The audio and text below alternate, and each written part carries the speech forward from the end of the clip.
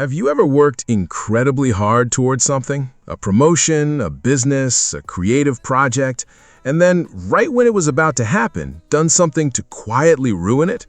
Maybe you stopped returning emails at the worst possible moment. Maybe you got into an argument you didn't need to have. Maybe you told yourself you just weren't ready yet and let the window close. And afterward, you couldn't fully explain why, because the sabotage felt almost involuntary, like something in you made the decision before your conscious mind could intervene. If that has happened to you more than once, you are probably not dealing with bad luck or poor discipline. You are most likely dealing with something far more specific, a deeply embedded psychological conflict between wanting success and being afraid of what it actually means. And here's what makes this so unusual. This pattern doesn't live equally across all generations. It concentrates with remarkable intensity in one particular group, the people born roughly between 1965 and 1980, the generation that grew up watching the world promise them everything while quietly preparing them to expect very little. This generation is called Generation X, and what psychology has uncovered about the way they relate to success, not just failure, but success, is one of the more quietly devastating stories in modern behavioral science. Before we go any further, it is worth being precise about what we are actually talking about, because the phrase fear of success is one of those terms that sounds almost too convenient, too easy to use as an excuse, too vague to mean anything real. So let's define it properly. The fear of success is not the same as laziness. It is not a lack of ambition. In fact, the people who experience it most acutely are often the ones with the most ambition, the ones who work the longest hours, carry the most responsibility, and hold themselves to standards that would exhaust most people around them. What distinguishes them is not effort. What distinguishes them is what happens when the effort is about to pay off. At that moment, something activates. A sudden self-doubt that wasn't there before, a compulsive need to re-examine everything, a quiet but powerful internal voice that says, "You don't actually deserve this," and the moment it happens, everyone will know. Psychologists sometimes call this the imposter phenomenon. Others frame it as success anxiety. But in its most entrenched form, what it really represents is a learned belief, absorbed early, reinforced often, that a rival is dangerous, that being seen as successful invites scrutiny, envy, or loss of identity, that the person you will have to become on the other side of success is someone you are not sure you can trust. For Generation X, this belief was not formed in a vacuum. It was constructed, brick by brick, over an entire childhood and early adulthood that sent extraordinarily conflicted messages about what hard work was supposed to deliver. And you may be living inside those messages right now without ever having named them. In this video, we are going to explore 7 specific psychological patterns that explain how and why Generation X developed such a complicated relationship with success. Each of these patterns has a behavioral face, something you can see in how a person acts, and a deeper psychological root that almost no one ever addresses directly.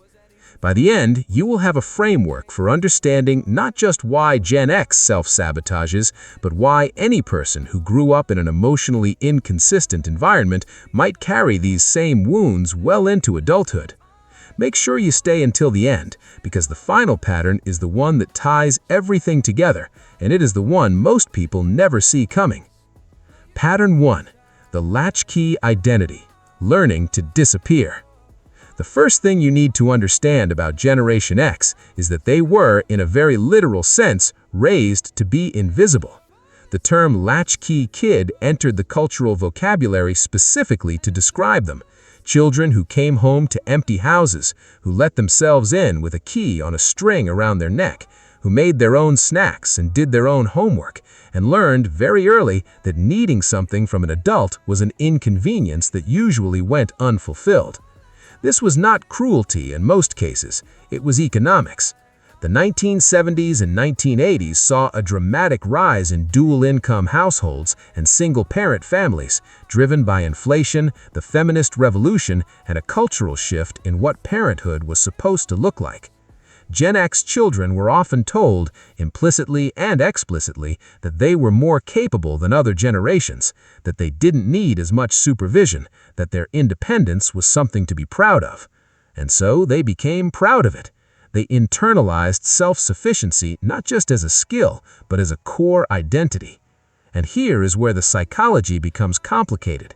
When self-sufficiency is your identity, success, real, visible, publicly acknowledged success, threatens that identity. Because success means you needed help. It means you had advantages. It means the world contributed to your outcome, and now the world has a claim on you. For the child who learned that needing anything was a liability, this feels profoundly unsafe. The behavioral result is a person who works extremely hard in private but consistently deflects recognition in public, who minimizes their achievements, who, when given the chance to step into a spotlight, finds a reason to step back, not because they don't want it, but because wanting it feels like a betrayal of who they learned to be. This pattern sets the stage for something even more specific, something that goes beyond identity into the mechanics of emotional survival. Pattern 2. Emotional minimalism. Feelings as weakness. Generation X grew up during a period in American and Western cultural history that emotional expression was, in most middle-class and working-class households, actively discouraged. The therapeutic culture that millennials inherited, the language of feelings, the normalization of vulnerability, and the encouragement to name and process internal states did not exist in mainstream form until Gen X was already in its 20s. What existed instead was a set of cultural norms that treated emotional disclosure as weakness, sensitivity as something to overcome, and stoicism as the baseline expectation for a functional adult. This was reinforced at home, at school, and in the media. The films and television shows that Gen X grew up on, from The Breakfast Club to Ferris Bueller to Pretty in Pink, were brilliant, but their emotional vocabulary was largely ironic. Sincerity was dangerous. Earnestness got you mocked. The safe register was detachment, caring, but not visibly, not vulnerably, not in a way that could be used against you. What this produced, psychologically, is a generation with enormous emotional reservoirs and very few channels for release. They feel deeply, they care intensely, but they learn to treat those feelings as private data, information for internal processing only, never for external display. And the problem with this, in the context of success, is that genuine achievement requires genuine vulnerability. It requires being willing to be seen not just as competent, but as someone who wanted something and got it. And that exposure, for someone who learned that wanting is weakness, can feel genuinely terrifying. The fear here is not failure. The fear is the moment after success, when someone looks at you and says, "So this mattered to you, didn't it?" And you have no prepared answer, because for 30 years you have been practicing the answer, "Not really, it's fine, I'm fine." Which leads directly to the next pattern, because emotional minimalism doesn't stay internal. It shapes the entire way Gen X constructs their sense of what they deserve. Pattern 3. The worthiness gap. Achieving without believing. There is a specific form of psychological dissonance that researchers have documented extensively in adults who were raised in environments where love or approval was conditional, where being valued depended on performance, behavior, or compliance, rather than simply existing. The dissonance works like this. The person learns to achieve because achievement is the currency of belonging, but they never learn to feel worthy, because worthiness was always contingent on the next performance, never settled, never unconditional. For Generation X, this mechanism was embedded in a particularly potent way. They grew up in the shadow of the baby boomers, a generation that received enormous cultural investment, that was told it was special in ways that were direct and explicit, and frequently overwhelming. Gen X received the opposite message, not that they weren't capable, but that they weren't particularly remarkable. They were the generation between the remarkable ones, the middle child of American culture. The psychological residue of this is a worthiness gap, a persistent internal distance between what a person accomplishes and what they believe they deserve. A Gen X professional can climb to the top of their field and still feel privately like someone who got lucky or fooled the people around them. They can build a successful business and still wait quietly for the moment when someone figures out they were never qualified to begin with. And when success arrives at the door, the worthiness gap becomes the voice that says, "Don't open it, you don't actually live here." The behavioral consequence is what psychologists call self-handicapping, creating conditions that explain away success before it can be attributed to genuine merit. Working at the last minute, under-preparing for important meetings, introducing uncertainty into stable situations. All of this serves the same unconscious function. If something goes wrong, it wasn't because you weren't good enough, it was because of the circumstances you created. And if something goes right, you can always say it was luck. But the worthiness gap doesn't operate alone. It has a close companion in what happens to Gen X the moment the stakes of success become social. Pattern 4, the visibility paradox, wanting to be seen and terrified of it. One of the most consistent findings in the psychology of Generation X is a profound tension between the desire for recognition and the fear of exposure. These two drives exist simultaneously in the same person, pulling in opposite directions, producing a behavioral pattern that looks from the outside as inconsistent, but which makes perfect psychological sense once you understand its origins. The desire for recognition is real and legitimate. Every human being needs to feel that their effort is witnessed, that their contribution matters, that the years they spent building something were not invisible to the world. Gen X is not exempt from this. If anything, having spent so many formative years being told to be independent and self-sufficient, to not need recognition, the underlying hunger for it became more intense, not less, precisely because it was so systematically denied. But the fear of exposure is equally real. To be truly successful, not just competent, but genuinely celebrated, is to be placed under a kind of scrutiny that feels dangerous to someone who learned that being seen could mean being found wanting. The child who was praised only when they performed correctly learns that visibility is conditional. You are welcome in the light as long as you are flawless. The moment the performance slips, the visibility becomes punishment. And so the person who most needs to be recognized keeps themselves just below the threshold of full recognition. They do enough to be respected, but not enough to be celebrated. They achieve at a level that keeps them safe from obscurity without risking the exposure that real success would bring. They become, in a very particular way, almost published, almost promoted, almost done with the project that would change everything. Remaining in that almost state is not failure, it is protection. The cost of this protection, however, is not abstract. It accumulates over decades in ways that the next pattern begins to reveal. Pattern 5, the delayed life script, always almost ready. Ask a Gen Xer about the thing they've been meaning to do, the book they've been meaning to write, the business they've been meaning to start, the conversation they've been meaning to have, and they will often tell you some version of the same story. I'm almost ready. I just need a little more time, a little more preparation, a little more certainty about the outcome before I can commit. This is not procrastination in the ordinary sense. It's what psychologists call a delayed life script, a pattern in which a person perpetually positions themselves just before the threshold of the life they actually want, never fully stepping through, always finding one more reason to wait. The waiting feels rational from the inside. There is always a legitimate reason to need more time, more information, more stability. But the function of the waiting is not practical preparation. The function is to indefinitely defer the moment of exposure that arrival would require. For Generation X specifically, this pattern was reinforced by historical circumstance in ways that are almost cruel in their precision. They graduated into the 1990s recession.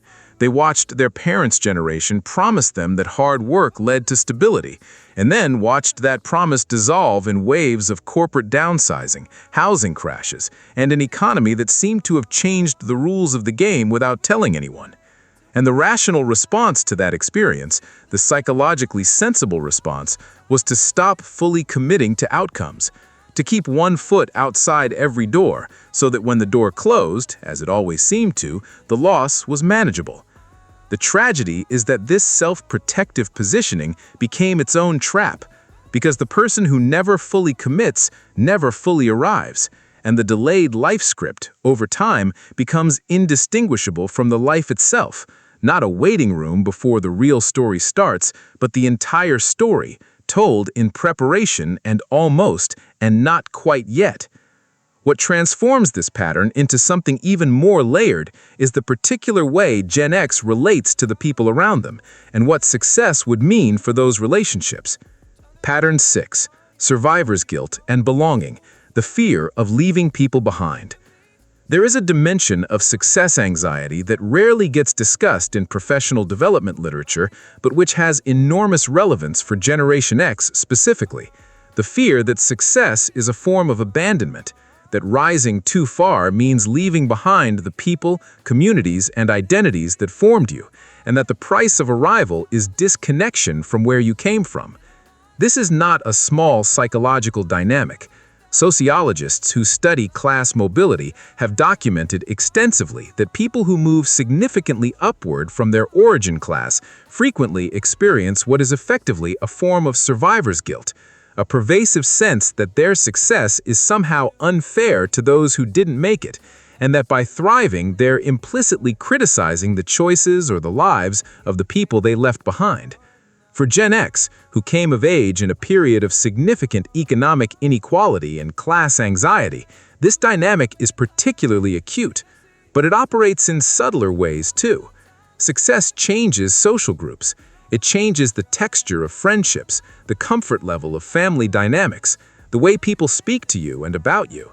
A person who builds wealth or recognition or creative achievement often finds themselves slowly separated from the community that wants to find them, not through rejection, but through distance, through the simple fact that their daily reality no longer overlaps with the people they grew up loving.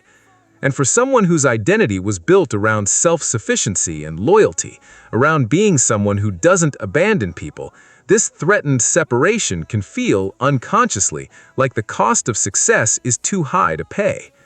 The result is a person who unconsciously calibrates their achievement to the tolerance level of their social world, who doesn't rise so far that the relationships they value can no longer hold the weight of who they have become, who, when faced with an opportunity that would genuinely change their life, feels the pull of the familiar not as comfort but as gravity, a force they cannot name but also cannot escape. And all of this, the invisible identity, the emotional minimalism, the worthiness gap, the visibility paradox, the delayed life script, the fear of belonging loss, converges in what is ultimately the deepest pattern of all. Pattern 7. The unfinished permission, waiting for someone to say it's okay. At the core of everything we have explored today is a single, almost heartbreaking psychological reality. Most Gen Xers who struggle with success are waiting for a permission they never received and may never receive, a permission that was supposed to come from early caregivers, from the culture, from someone in authority who looked at them and said with complete sincerity, "You are enough. You deserve good things. You are allowed to want a large and meaningful life and to actually have it." That permission was not consistently given, not because of malice, but because the adults who were supposed to give it were themselves struggling, economically, emotionally, relationally, in ways that left very little room for the kind of unconditional affirmation a child needs in order to build genuine internal authority. And a child who does not receive that permission does not simply move on without it. They spend the rest of their life in various forms of seeking it, from bosses, from partners, from audiences, from cultural validation, from the accumulation of achievements that will finally be enough to prove the point. But here's the problem. External validation cannot fulfill the function that internal permission is supposed to serve. No amount of praise, promotion, or public recognition can tell you that you are allowed to be here, because that statement has to come from inside you, rooted in a childhood experience of being unconditionally valued. Without that root, every achievement feels provisional. Every success is followed by the question, yes, but for how long? And the fear of success is, at its deepest level, simply the fear that if you go too far, the provisional nature of your worth will finally be exposed. This is not a Gen X pathology, it is a human one, but it is concentrated in this generation in ways that deserve to be taken seriously. Because these are people, many of them now in their 40s, 50s, and 60s, who have spent decades building competence without building the one thing that would actually set them free, the internal conviction that they are not waiting for permission, that no one is coming to say it is okay, and that the only response to that reality, the only psychologically honest one, is to grant it to themselves. Now that you have seen these 7 patterns laid out in full, I want to invite you to sit with a different question than the one you might expect. Not which of these applies to you, you probably already know the answer to that, but rather, how old were you when you first learned to be afraid of your own success? Because somewhere in your history there is a specific moment, or more likely a sequence of moments, when the message arrived that wanting a big life was risky, that being seen was dangerous, that waiting was safer than arriving. And that moment is not your identity. It is a response, formed in a younger version of you to circumstances that were genuinely difficult and genuinely real. If this video touched something you have been carrying quietly for a long time, I want to ask you to do something specific. Share it with someone you think might need to hear it. Not as advice, not as a diagnosis, but simply as a mirror, the way the best psychology always works. Not by telling people what is wrong with them, but by helping them recognize something they already knew but had not yet found the words for. What we explored today is really the foundation of a much larger conversation about identity, self-worth, and the specific psychological architecture that gets built in childhood and carried, often invisibly, into adulthood. If any of what you heard today resonated with you, there is a video on this channel that goes one layer deeper into the specific mechanisms of self-sabotage and why intelligent, capable people engage in it not because of their self-awareness, but sometimes because of it. It is linked at the end of this video and in the description below, and I think you will find that the two together form a genuinely complete picture of something that is very rarely talked about with this level of precision. Thank you for spending this time here, genuinely.